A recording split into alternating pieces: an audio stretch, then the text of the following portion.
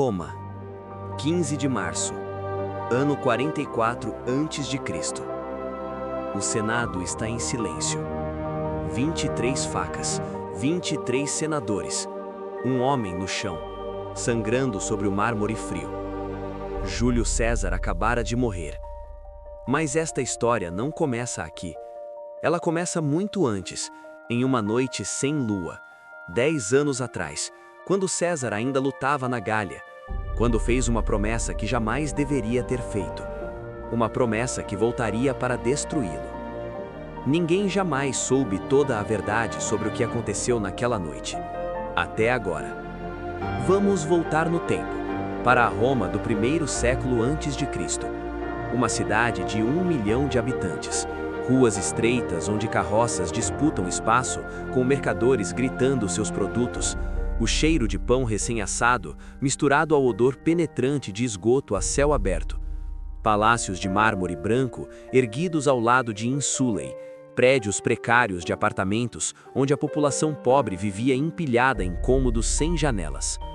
Roma era o centro do mundo, e Júlio César era o centro de Roma. Ele havia conquistado a Gália em campanhas brutais que duraram quase uma década, derrotado Pompeu, seu antigo aliado, em uma guerra civil sangrenta, atravessado o Rubicão desafiando o próprio Senado e as leis sagradas da República. Agora, ditador perpétuo, César controlava exércitos inteiros, controlava as leis, controlava terras que se estendiam do Atlântico ao Egito, controlava destinos de milhões.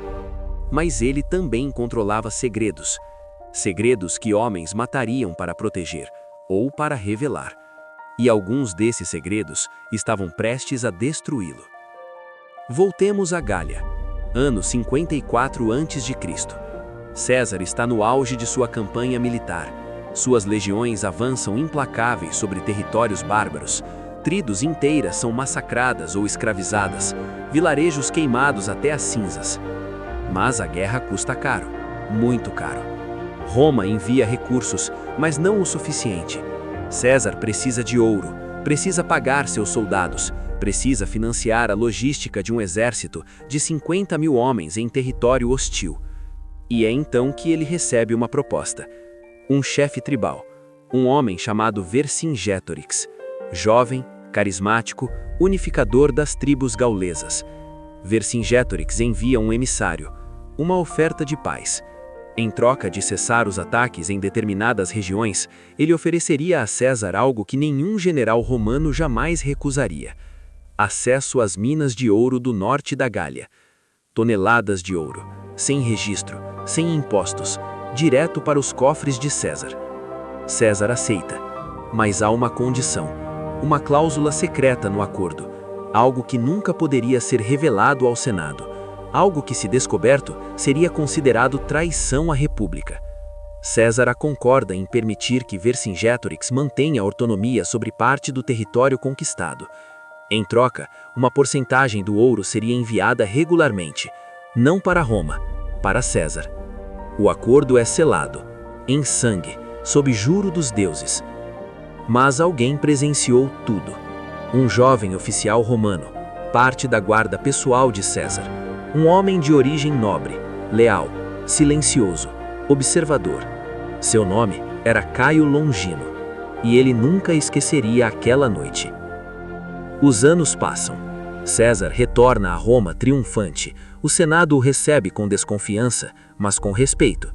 Pompeu tenta resistir, mas é derrotado. A guerra civil se encerra e César assume o controle absoluto. Durante todo esse tempo, o ouro da Gália continua chegando, discretamente, em pequenos carregamentos, guardado em cofres privados, usado para comprar lealdades, para financiar obras públicas em nome de César, para distribuir entre soldados veteranos que poderiam um dia defender seu poder. Ninguém questiona, ninguém investiga, porque César é intocável, ou pelo menos parece ser. Janeiro de 44 a.C., 10 anos após o acordo na Gália. César retorna de uma breve campanha no norte da Itália. As ruas de Roma o recebem com flores e gritos de júbilo. Mulheres jogam pétalas das janelas, crianças correm ao lado da comitiva. Soldados marcham em formação perfeita, suas armaduras brilhando sobre o sol Mediterrâneo. Tudo parece perfeito, mas nos bastidores do poder, algo está profundamente errado. Marco Antônio, seu braço direito, homem de confiança absoluta, está distante. Evita o olhar de César durante os banquetes. Responde com monossílabos. Seus sorrisos parecem forçados. Lépido, outro aliado importante, hesita ao falar. Mede cada palavra, como se estivesse sendo vigiado. E Bruto, Marco Júnior Bruto, o filho que César tratava como filho, o filho que ele não teve com nenhuma de suas esposas. Bruto também mudou. Conversas interrompidas bruscamente quando César entra na sala, silêncios longos demais, olhares trocados entre senadores, sussurros que cessam quando ele se aproxima. César percebe tudo, cada detalhe, cada mudança sutil de comportamento, mas não age, porque César, naquele momento, está lidando com algo muito maior, algo que ninguém ao seu redor conhece completamente, algo que começou a se desintegrar, silenciosamente, perigosamente. O ouro parou de chegar. Fevereiro. As tensões aumentam visivelmente. O Senado se reúne quase todos os dias. Discussões acaloradas sobre o futuro de Roma, sobre a crescente concentração de poder nas mãos de um único homem, sobre a possibilidade de César se declarar rei. Rei, uma palavra maldita em Roma, uma palavra que representava tudo o que os romanos haviam jurado destruir séculos antes, quando expulsaram o último rei e fundaram a República. Mas César não quer ser rei. Ele quer ser algo maior, quer ser eterno. Quer que seu nome seja lembrado por 1000 gerações. Quer construir um império que dure para sempre. E para isso, precisa de lealdade absoluta. Lealdade que está começando a rachar, como mármore antigo sob pressão.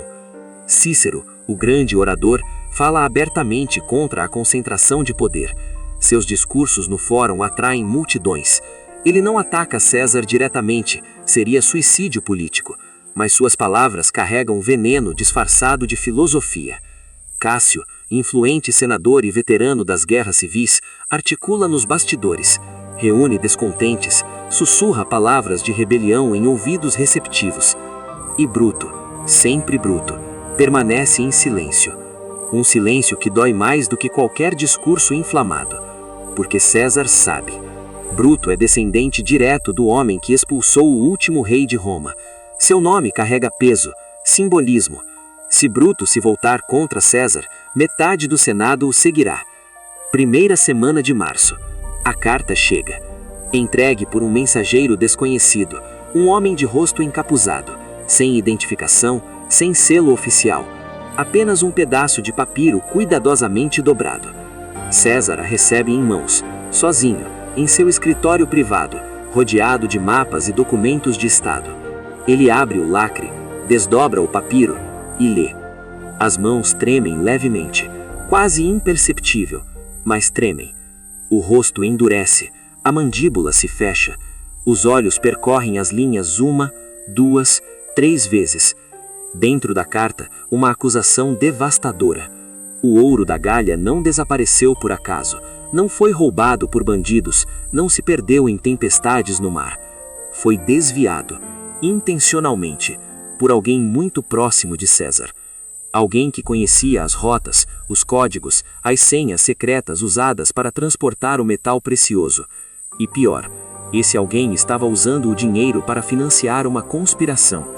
Uma conspiração para assassinar Júlio César. A carta não revela o nome do traidor, apenas diz: alguém que você ama como filho está prestes a matá-lo como inimigo. César lê a última linha mais uma vez. Depois caminha até a lareira. Joga o papiro nas famas. Observa o fogo consumir as palavras, devorando a tinta, transformando a acusação em cinzas. Mas a informação já está gravada em sua mente. Cada palavra, cada vírgula. Ele sabe quem escreveu. Reconhece o estilo, a construção das frases, a escolha meticulosa das palavras, a caligrafia firme mas elegante. É Caio Longino, o oficial que presenciou o acordo na Gália, o homem que esteve ao seu lado durante anos e que agora, por razões desconhecidas, decidiu alertá-lo. Mas por quê?